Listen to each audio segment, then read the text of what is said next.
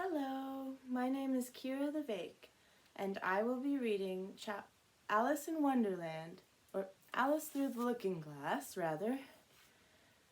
Chapter 8, It's My Own Invention. After a while, the noise seemed gradually to die away, till all was dead silence, and Alice lifted up her head in some alarm. There was no one to be seen, and her first thought was that she must have been dreaming about the lion and the unicorn, and those queer Anglo-Saxon messengers. However, there was the great dish still lying at her feet, on which she had tried to cut the plum cake. So I wasn't dreaming after all, she said to herself, unless we're all part of the same dream. Only, I do hope it's my dream and not the Red King's. I don't like belonging to another person's dream, she went on in a rather complaining tone. I've a great mind to go and wake him and see what happens.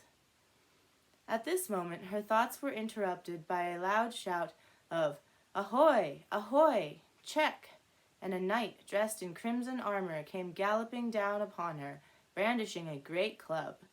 Just as he reached her, the horse stopped suddenly. "You're my prisoner," the knight cried, as he tumbled off his horse.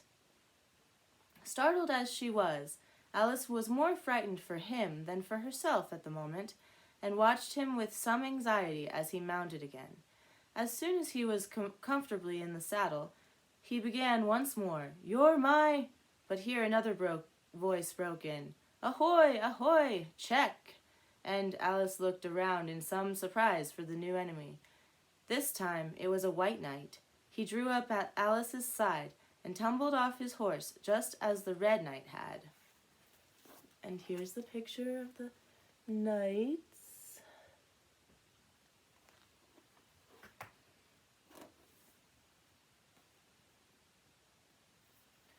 Had done. Then he got on again, and the two knights sat and looked at each other for some time without speaking. Alice looked from one to the other in some bewilderment. "She's my prisoner, you know," the red knight said at last. "Yes, but then I came and rescued her," the white knight replied. "Well, we must fight for her then," said the red knight, as he took up his helmet, which hung from the saddle and was something the shape of a horse's head, and put it on. "You will observe the rules of battle, of course," the white knight remarked, putting on his helmet too. "I always do," said the red knight, and they began banging away at each other with such fury that Alice got behind a tree to be out of the way of the blows. "I wonder, now, what the rules of battle are," she said to herself as she watched the fight, timidly peeking out from her hiding place. "One rule seems to be that if one knight hits the other, he knocks him off his horse, and if he misses, he tumbles off himself. And another rule seems to be that they hold their clubs with their arms, as if they were Punch and Judy. What a noise they make when they tumble, just like a whole set of fire irons falling into the fender. And how quiet the horses are! They let them get on and off just as if they were tables." Another rule of battle that Alice had not noticed seemed to be that they always fell on their heads, and the battle ended with their both falling off in this way, side by side. When they got up again, they shook hands, and then the red knight mounted and galloped off. "It was a glorious victory, wasn't it?"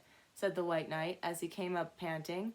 "I don't know," Alice said doubtfully. "I don't want to be anyone's prisoner. I want to be a queen." "So you will when you've crossed the next brook," said the white knight. "I'll see you safe to the end of the wood, and then I must go back, you know.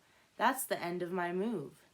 "Thank you very much," said Alice. "May I help you off with your helmet?" It was evidently more than he could manage by himself. However, she managed to shake him out of it at last. "Now one can breathe more easily," said the knight, putting back his shaggy hair with both hands and turning his gentle face and large mild eyes to Alice. She thought she had never seen such a strange-looking soldier in all her life. He was dressed in tin armor, which seemed to fit him very badly, and he had a queer-shaped little deal box fastened across his shoulders, upside down, and with the lid hanging open. Alice looked at it with curiosity. "I see you're admiring my little box," the knight said. in a friendly tone. "It's my own invention, to keep clothes and sandwiches in. You see, I carry it upside down so that the rain can't get in." "But the things can't get out," Alice gently remarked. "Do you know the lid's open?" "I didn't know it," the knight said, a shade of vexation passing over his face. "Then all the things must have fallen out, and the box is no use without them." He unfastened it as he spoke, and he was just going to throw it into the bushes when a sudden thought seemed to strike him, and he hung it carefully on a tree. "Can you guess why I did that?" he asked Alice. Alice shook her head. "In hopes some bees may make a nest in it. Then I should get the honey." "But you've got a beehive or something like one fastened to the saddle," said Alice. "Yes, it's a very good beehive," the knight said in a single discontented tone. "One of the best kind, but not a single bee has come near it yet. And the other thing is a mousetrap. I suppose the mice keep the bees out, or the bees keep the mice out. I don't know which." "I was wondering what the mousetrap was for," said Alice. "It isn't very likely there would be any mice on the horse's back." "Not very likely, perhaps," said the knight.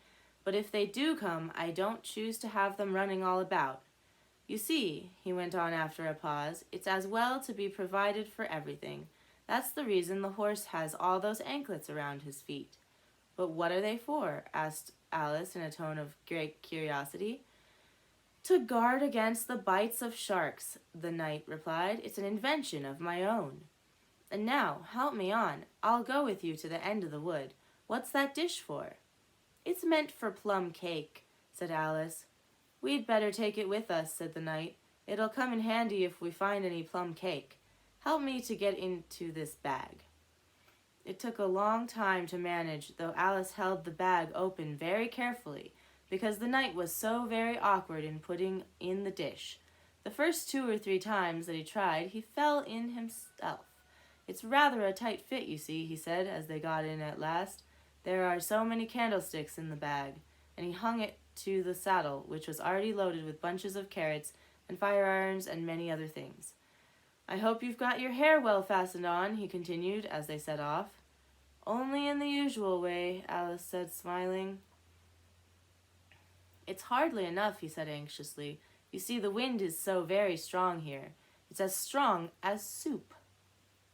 "Have you invented a plan for keeping the hair from being blown off?"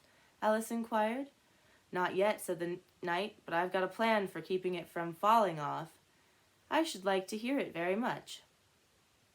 "First, you take an upright stick," said the knight. "Then you make your hair creep up it like a fruit tree.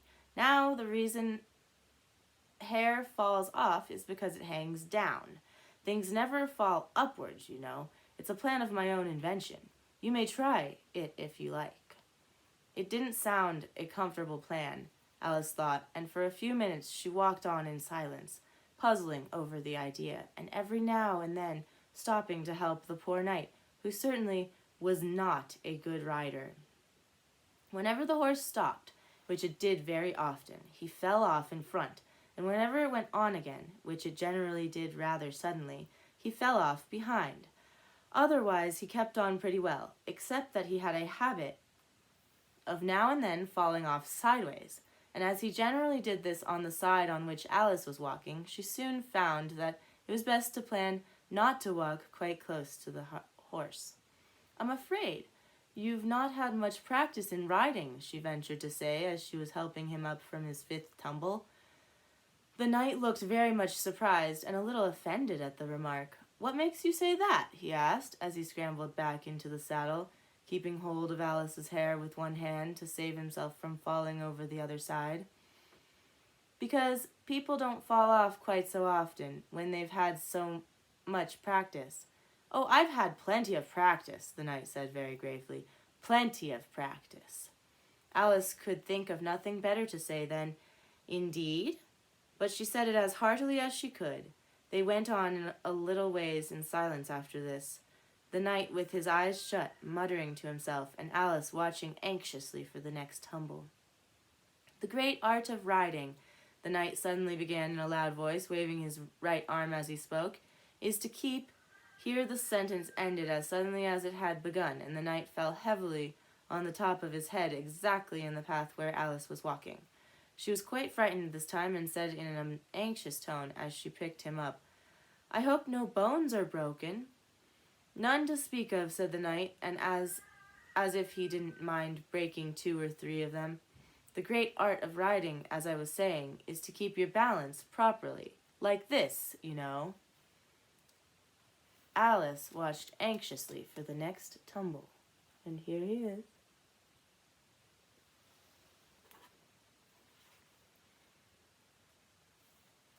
He let go the bridle and stretched out both arms to show Alice what he meant, and this time he fell flat on his back, right under the horse's feet. "Plenty of practice," he went on repeating all the time that Alice was getting him on his feet again. "Plenty of practice." "It's too ridiculous," cried Alice, losing all her patience this time. "You ought to have a wooden horse on wheels, that you ought." "Does that kind go smoothly?" the knight asked in a tone of great interest, clasping his arms round the horse's neck as he spoke, just in time to save himself from the tumbling off again. "Much more smoothly than a live horse," Alice said, with a little scream of laughter, in spite of all she could do to prevent it. "I'll get one," said the knight thoughtfully to himself. "1 or 2, several." There was a short silence after this, and then the knight went on again. "I'm a great hand at inventing things. Now I dare say you noticed, the last time you picked me up, that I was looking rather thoughtful." "You were a little grave," said Alice. "Well, just then I was inventing a new way of getting over a gate. Would you like to hear it?" "Very much indeed," Alice said politely. "I'll tell you how I came to think of it," said the knight. "You see, I said to myself, the only difficulty with the feet is with the feet. The head is high enough already. Now, first, I put my head on the top of the gate. Then the head's high enough. Then I stand on my head. Then the feet are high enough, you see. Then I'm over, you see." "Yes, I suppose you'd be over when that was done," Alice said thoughtfully.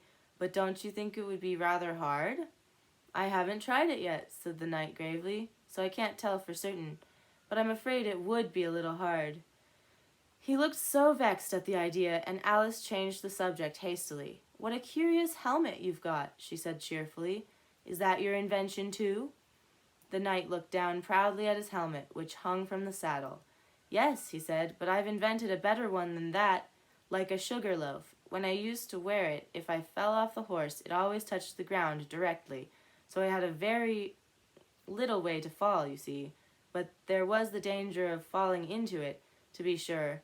That happened to me once, and the worst of it was, before I could get out again, the other white knight came and put it on. He thought it was his own helmet." The knight looked so solemn about it that Alice did not dare to laugh. "I'm afraid you must have hurt him," she said in a trembling voice, "being on the top of his head." "I had to kick him, of course," the knight said, very seriously, "and then he took the helmet off again. But it took hours and hours to get me out. I was as fast as lightning, you know." "But that's a different kind of fastness," Alice objected. The knight shook his head. "It was all kinds of fastness with me, I can assure you," he said. He raised his hands in some excitement as he said this, and instantly rolled out of the saddle and fell headlong into a deep ditch. Alice ran to the side of the ditch to look for him. She was rather startled by the fall, as for some time he had kept on very well, and she was afraid that he really was hurting this time. However, though she could see nothing but the soles of his feet, she was much relieved to hear that he was talking on in his usual tone. "All kinds of fastness," he repeated, "but it was careless of him to put another man's helmet on, with the man in it, too." "How can you go on talking so quietly, head downward?" Alice asked, as she dragged him out by the feet and laid him in a heap on the bank. The knight looked surprised at the question. "What does it matter where my body happens to be?" he said. "My mind goes on working all the same. In fact, the more head downward I am, the more I keep inventing new things. Now, the cleverest thing of the sort that I ever—" And Here he is. Going down.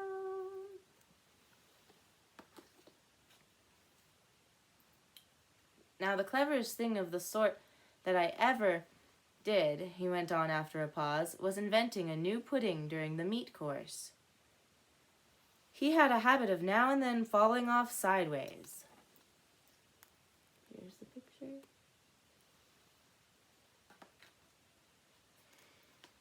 In time to have it cooked for the next course, said Alice. Well, that was quite quick work, certainly. Well, not the next course, the knight said in a slow, thoughtful tone. No, certainly not the next course. Then it would have to be the next day. I suppose you wouldn't have 2 pudding courses in one dinner. Well, not the next day, the king remarked as before, not the next day. In fact, he went on holding his head down and his voice getting lower and lower, I don't believe that pudding ever was cooked. In fact, I don't believe that pudding ever will be cooked. And yet, it was a very clever pudding to invent. What did you mean it to be made of? Alice said, hoping to cheer him up, for the poor knight seemed quite low-spirited about it. It began with blotting paper, the knight answered with a groan. That wouldn't be very nice, I'm afraid. Not very nice alone, he interrupted quite eagerly. But you've no idea what a difference it makes mixing it with other things, such as gunpowder and sealing wax. And here I must leave you. They had just come to the end of the wood. Alice could only look puzzled. She was thinking of the pudding. You are sad, the knight said in an anxious tone. Let me sing you a song to comfort you. Is it very long? Alice asked, for she had heard a good deal of poetry that day.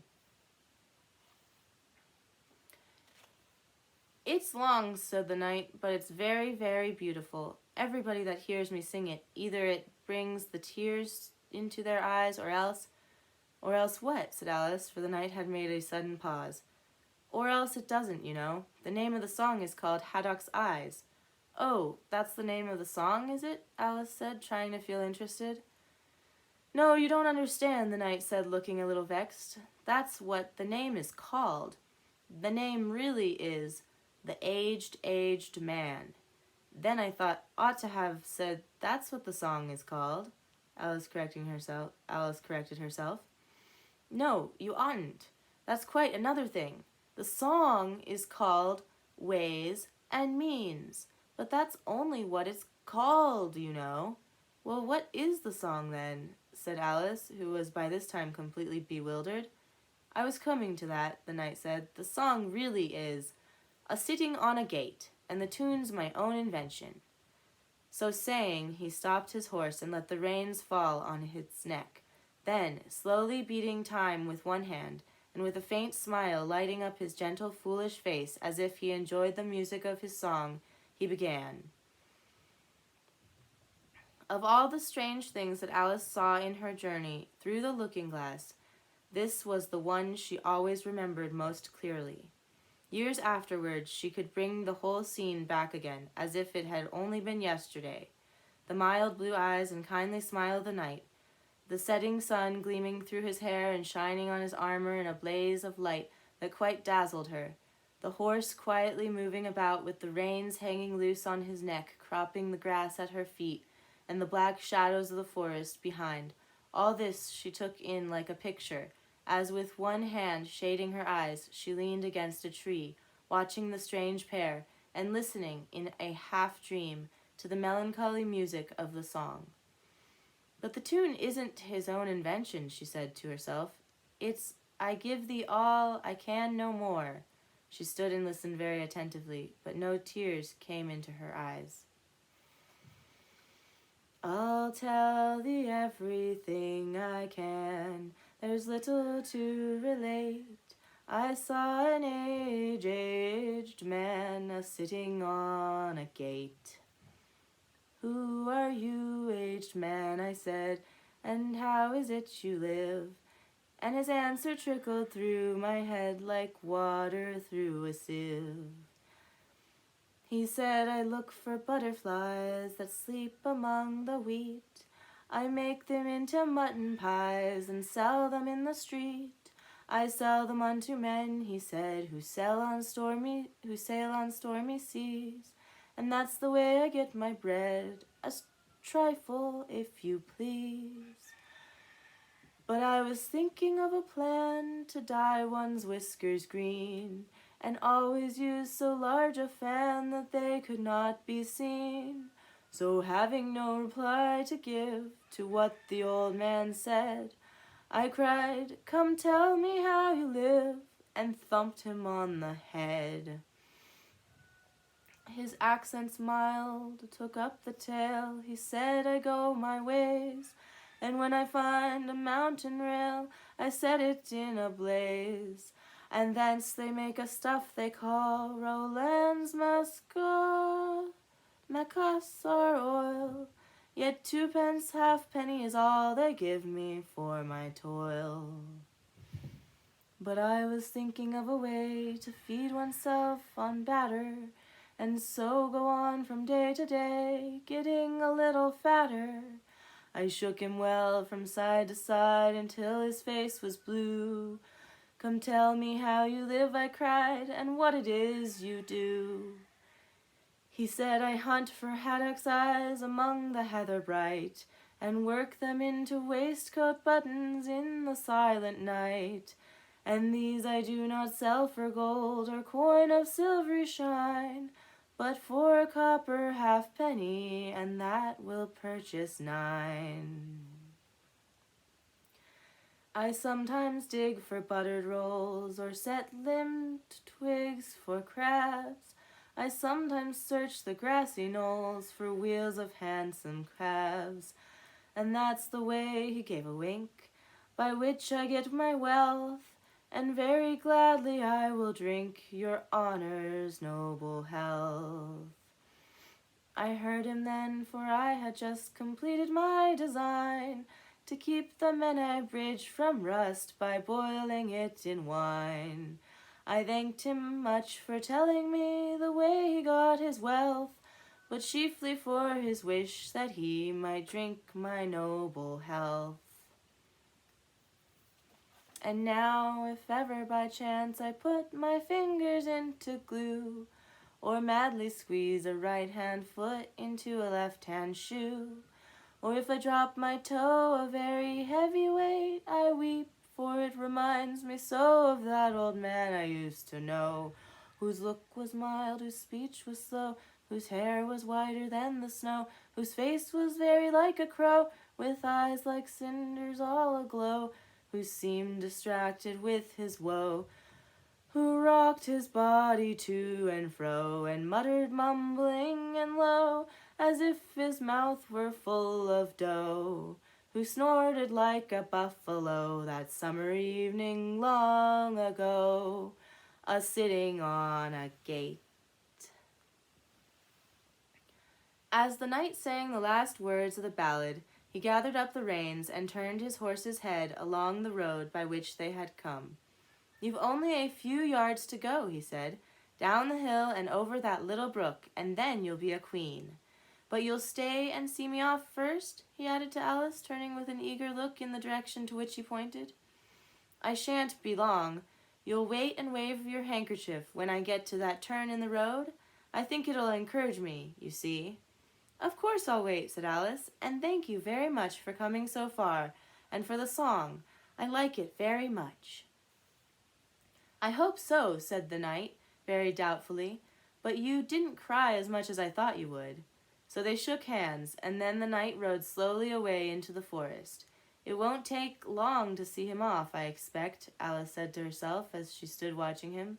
"There he goes, right on his head as usual. However, he gets on again pretty easily. That comes of having so many things hung around the horse." So she went on talking to herself as she watched the horse walking leisurely along the road, and the knight tumbling off, first on one side and then on the other. After the 4th or 5th tumble he reached the turn, and then she waved her handkerchief to him and waited till he was out of sight. "I hope it encouraged him," she said as she turned to run down the hill. "And now for the last brook, and to be a queen! How grand it sounds!" A very few steps brought her to the edge of the brook. "The 8th square at last," she cried as she bounded across and threw herself down to rest on a lawn as soft as moss, with little flower beds dotting about here and there. "Oh, how glad I am to get here, and what is this on my head?" she exclaimed in a tone of dismay, as she put her hands up to something very heavy that fitted tight all around her head. "But how can it have got there without my knowing it?" she said to herself as she lifted it off and set it on her lap to make out what it could possibly be. It was a golden crown. The end of chapter 8. The next chapter will be chapter 9, Queen Alice. Thank you for watching.